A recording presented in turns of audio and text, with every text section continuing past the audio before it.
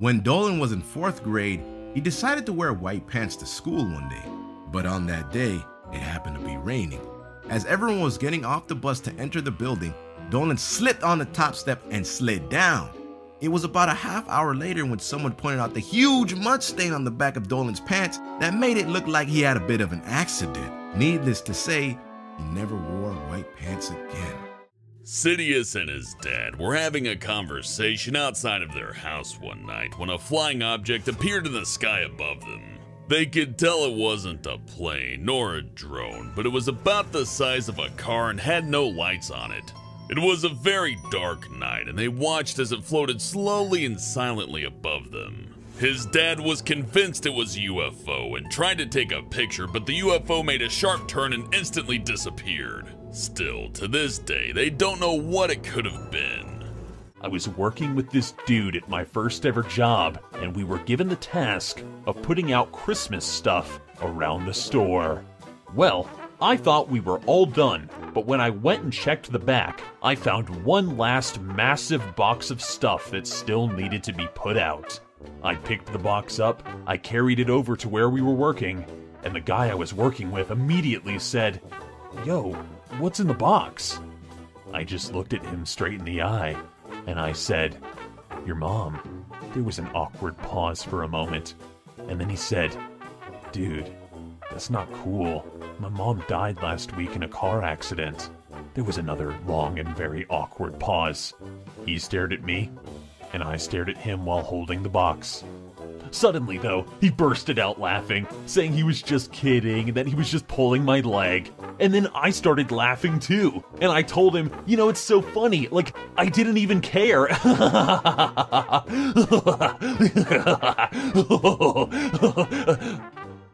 That caused him to go silent again. It was great. One time while Froggy was working at Baskin-Robbins, a disgusting group came in. It consisted of 2 adults, 2 teenagers, a preteen, and 4 kids. Suddenly, one of the teenagers glanced at his phone and said, "How could Anna do this to me?" The other teenager said, "Who's Anna?" She gave him a murderous stare, and everyone else in the group glared at him. One of the adults, the girl's father, let out a war cry. Before shoving the boyfriend to the ground, he said, "You cheated on my angel? Die!" The boyfriend took the father down, but then his girlfriend and his mother jumped in. It was an all-out brawl. Froggy watched the brawl in disbelief while her manager called the police. The 4 kids stared at them like fucking piranhas. The preteen fell to his knees face palming, and the other customers were trying to break it up. One of the customers came up and delivered a round kick to the father, and then to the boyfriend, knocking them out. Then, that's when the police arrived. The store was a mess, the ice cream counter was broken, the cake shelf was destroyed. They even tried to blame Froggy and her co-workers for starting the fight. Instead, the group were banned from the store for life, had to pay $2,100 in damages, and the father spent 3 months in prison for assault. When Pringle was in high school, he saved up for a whole year to buy a brand new skateboard. One day, he went out for a skate and saw a girl walk by. Pringle thought she was the cutest girl he'd ever seen. He really wanted to get her attention, so he did the first thing that came into his head. He snapped his new expensive skateboard over a rail. The girl did look over to see what the loud crack was, but she immediately looked away without even smiling at him. Pringle still regrets this to this day. One time, when Dolan was out late at night, he saw a bus parked on the side of the road with its hazard lights on. He went over to investigate and saw 2 men having a fist fight inside of the bus. The driver and the other passengers were freaking out trying to get these dangerous men off the bus. Dolan watched them team up and perform a citizen's arrest. He offered to help, but they just said, "Nah, we have this under control!" They dragged the dangerous men into a nearby police station. The police were very surprised to see a mob of bus passengers take justice into their own hands. One day, I had a customer come up and make a request that I just couldn't fulfill. He asked if he could host a birthday party at my bar, and of course I said, "Sure, who's it for?" He said, "Well, sir, it's my daughter's 16th birthday, and I was wondering if she could have her sweet 16 up here, have a good time with the fellas, and, maybe take one home with her." There's a couple of things wrong with that, and you can just pick one and that'd be enough to not do it, but that was a weird request. I don't want to know what happened during her sweet 16. On his first day of middle school, Tolop was waiting for the bus with his brother. Suddenly, an old homeless man came up to the bus stop. He reeked of alcohol, so Tolop slid away. The man slid over closer to him the more Tolop tried to slide away.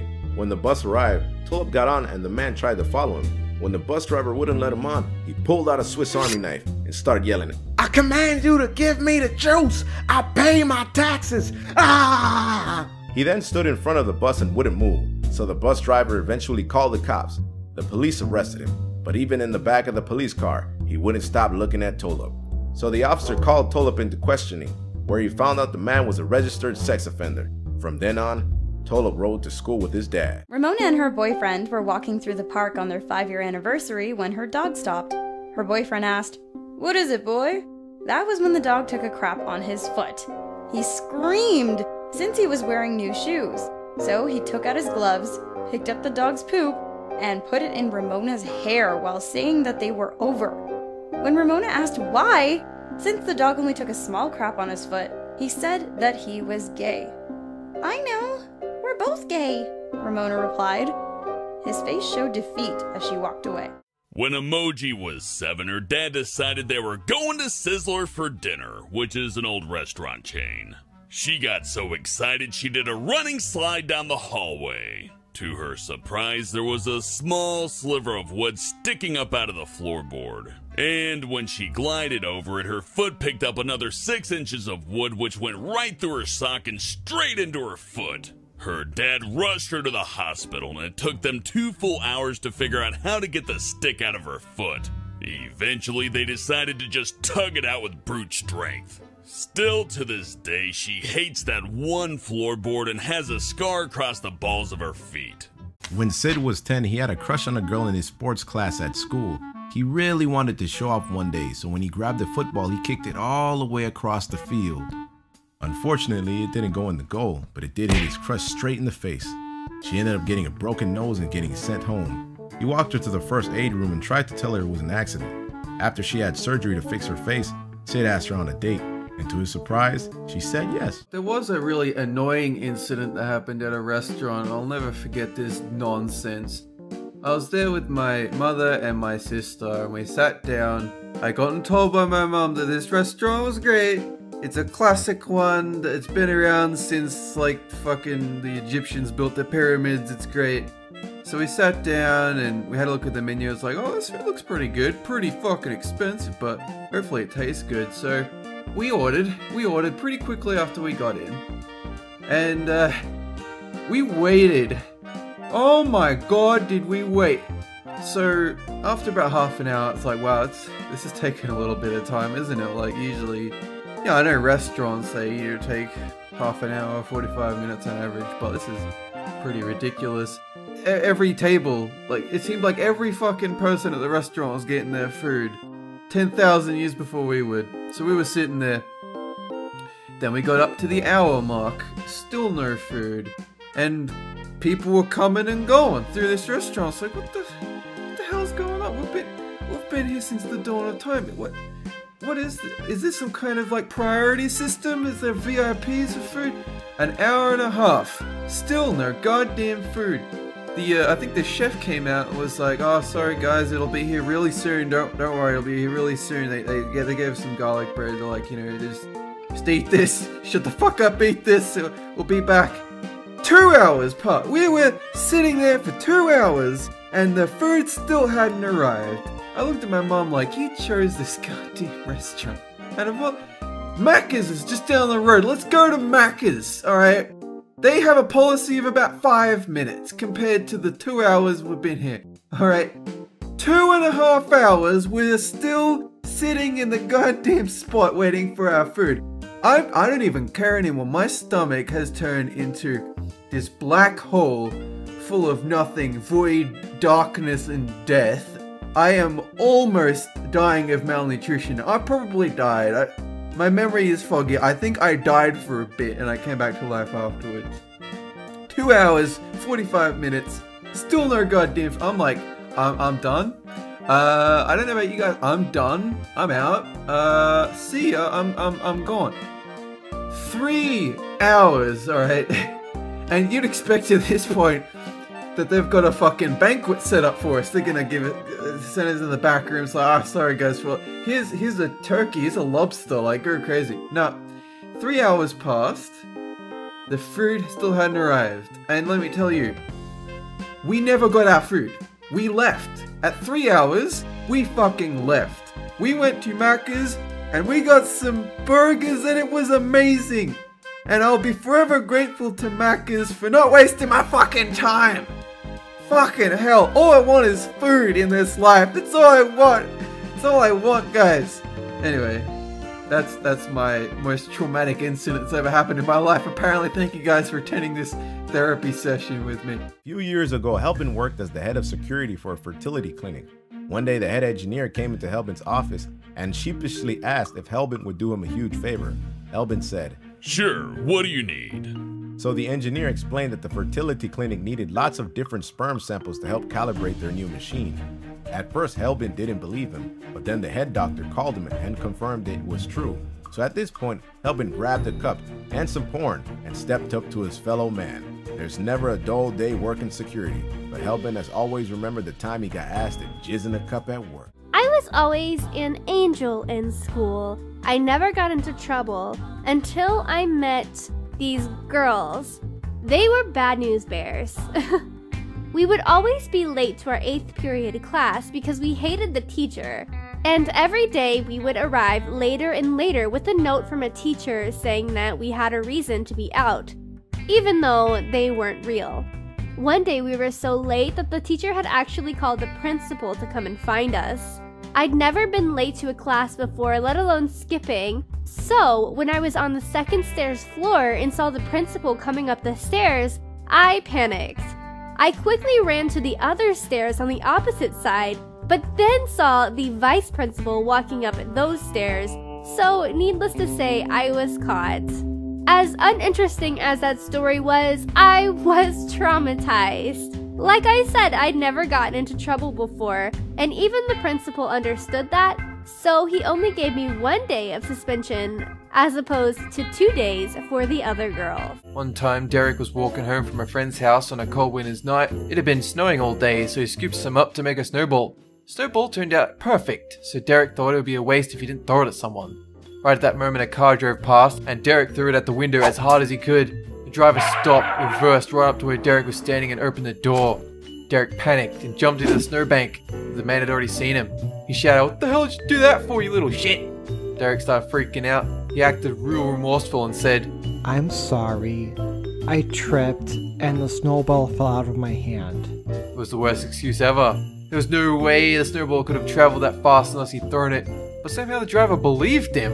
He let Derek off with a warning and told him to be more careful next time. When Melissa once worked at a daycare, there was a little girl that would do a thing called egg up. Egging up meant she would lay face down in fetal position with her forehead touching the floor and her knees tucked under her chest. Every time she got scared, she would do this. The problem was that everything scared her. The shallow end of the pool? Scary. The movie theater? Terrifying. Nap time? Horrific. The sound of a flushing toilet? Don't even get her started.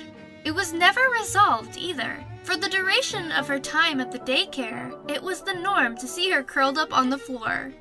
Poor Eggie. When Doopy was 12, she took a family vacation to the coast. As they lay on the beach, Doopy noticed a really angry man staring at her. He was with his wife and kid, but that didn't stop his creepy staring. Doopy was freaked out but tried to ignore it. Eventually her mom noticed and told the man to stop. A short while later, Doopy went to the bathroom. When she came out, she saw the creepy man had followed her. Doopy bravely asked him what he wanted, and he said, "My wife thinks your hair is prettier than hers. Can you, get rid of it?" Doopy was shocked. She asked if he meant for her to hide it under a hat, and the man said, "No. I mean, can you shave it all off? It's really upsetting her." He then produced an electric razor from his fanny pack and said, "Here, I'll use this." Luckily, Doopy's mom swooped in and rescued her just as he was reaching for her hair. Doopy will never forget the day she narrowly escaped a random head shaving. While Spincess was at the mall, she went into Target to use the restroom. There was a teenage boy standing outside the ladies' room, pacing back and forth. She walked by him and into the ladies' room.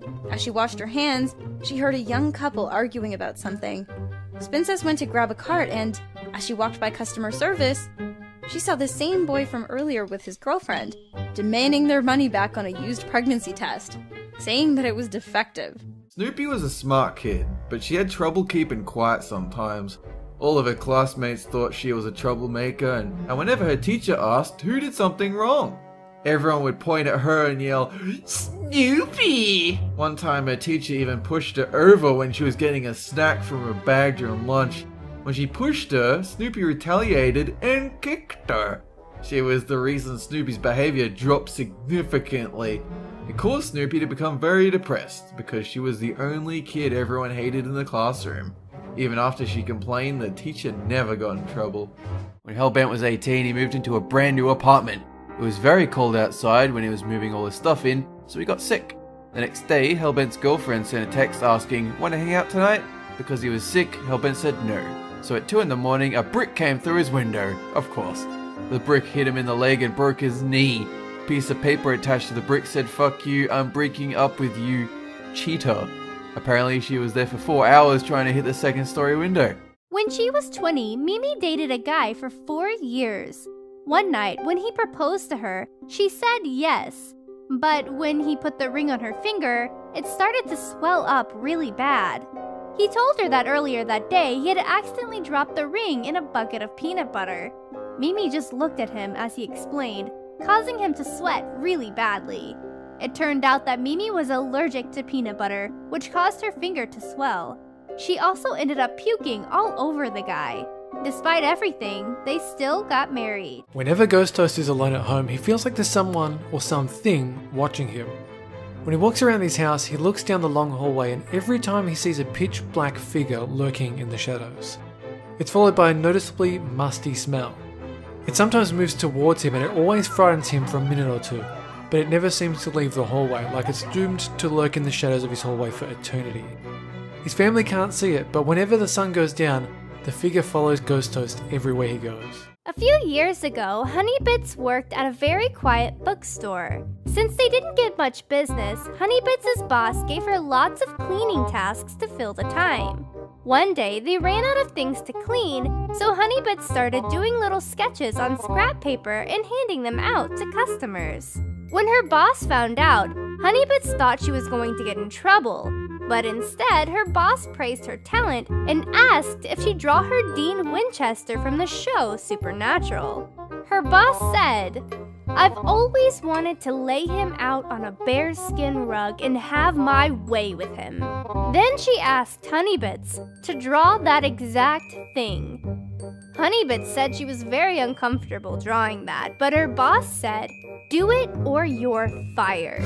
It was the weirdest day of work Honeybits has ever had. Kylam had a dog that he loved and had to take out for walks. Every time he took the dog out for a walk to do business, Kylam returned home and had to scream at the top of his lungs, "Done!" He wasn't exactly sure why he had to announce it so loud, but his mum made it a rule. If he didn't, then his mum would ground him for 2 weeks. When he grew older, Kylam no longer had to do that. When Mimi Up was in high school, she loved to write fan fiction. This was a secret that she kept through most of high school. She wrote stories pairing her OC with Aizen from Bleach, and some of the scenes got pretty intense. Then, for an English assignment in senior year, Mimi accidentally turned in her fanfiction notebook instead of her English notebook. Mimi's teacher read an entire chapter of her fanfiction out loud to the entire class, which was humiliating. But then she complimented the work and asked the class, "Why couldn't you write something like this?" In the end, Mimi's English teacher introduced her to an online writing site called Wattpad, where she went on to write even more fanfictions. One time when Hellbent was in 5th grade, he found an old PC in an alleyway. Being the devious little scamp he was, he took everything apart and removed the hard drive. The next day at school, Hellbent showed the hard drive to his very gullible friend Bob. Told Bob that the hard drive contained top secret documents from Area 51 about alien experimentation. When Bob asked why Hellbent had it, he told them the government had given it to him to keep it safe, and Bob believed it. Bob became so desperate to see these imaginary files that he paid Hellbent $50 for it. It was the easiest money Hellbent's ever made, and the dumbest lies ever told. When Legna and his family were in New York, they took a taxi to get to their hotel. When they got there, the man said, "All right, that'll be $20.53. They gave him the money, but then he said, "I said $50. They were really confused, so Legna said, "No, it's $20.53. That's when the man got very angry, and he pulled out a knife. He said, "Give me the money or die." So they gave him the money. They never rode a taxi again. Throughout Legna's life, his family hosted a New Year's Eve party for family and friends. One year, he decided to invite his best friend Tolop and his cousin. During the party, they decided to play Truth or Dare. When it was Tolop's turn, he asked Legna which one he wanted. He quickly answered Dare, wanting to look brave in front of Tolop's cousin. Tolop dared him to kiss his cousin, but Legna didn't want to. However, his cousin still went up and kissed him on the lips. Little did they know that Tolop was recording it. A few months later, Legna had forgotten about it, but became closer to Tolop's cousin. That was until he went on Instagram and saw that Tolop had posted the video. Although the heads were blurred out, it was still obvious who was in the video. Even though he doesn't talk to Tolop anymore, Legna continues to date his cousin. A few years ago, I was really sweet on a lady who lived a long ways away. Long-distance relationships being as they are, you end up sharing a lot of photos. You know how it goes. It starts out with a picture of your face, then a picture of your body, then you hanging out at home, and then, some other stuff. I'm gonna try to phrase this as politely as possible out of respect. One day, she sent me a picture of her bottom. Now, before I go forward, I need to explain something. Large posteriors were very popular back then, and they still are today. So I told her that her ass was fat. She got extremely upset at me and wouldn't talk to me for days. And she still hasn't forgiven me for that. But look at it from my perspective. I like a big rear. I was complimenting her! Anyways, don't do that. When Tolop and Robo were younger, they hated the dark. So one night when they were sleeping at Tolop's family house, they scattered Lego pieces in front of the bedroom door and both took turns sleeping. Tolop had a Nerf gun loaded, and he was waiting for a monster when he heard loud footsteps going through the door. He tried to wake up Robo, but he got no response. The intruder suddenly stepped on one of the Legos, and he yelled, and Tolop shot him with the Nerf bullets, then grabbed his toys and started throwing them while the person yelled, "Stop! Stop!" And so he froze, and he turned on the light. It turns out it was Tolop's uncle, who just wanted to sneak in and scare them since they told him they were scared of the dark. One day, Princess Proton overheard her daughter talking in her playroom. She was saying things like, "I wish I could paint your nails, but I don't have any," and "Mummy will get mad if I painted those." Her daughter seemed to have been talked into painting whatever she could find, so Princess Proton figured she should stop it before she had to get nail polish off another toy. When she walked in, her daughter was about to paint their cat's feet with bright pink glitter nail polish. Her daughter had one hand death gripped on a fat orange tabby's paw, and the other was armed with a dripping bright pink glitter nail polish brush. The poor cat's eyes were bulging in her head. Even though she put a stop to it, the cat still hangs out in the playroom right next to the nail polish station. Sometimes it even plays with the brand new lockbox for the polish. On Gergak's 12th birthday, he went to a seafood place called Joe's Crab Shack with his uncle and sisters. Gergak was thrilled because he liked seafood, but after the meal, they put him in a hula skirt and a straw hat and said he had the choice of riding a wooden horse around the restaurant or doing a hula dance. Gergak chose the hula dance because he figured that was the quieter option and nobody would see him. But nope, the waitress called out to the whole restaurant, and about 50 people watched a little boy with his hands on his face awkwardly hula dancing to the birthday song.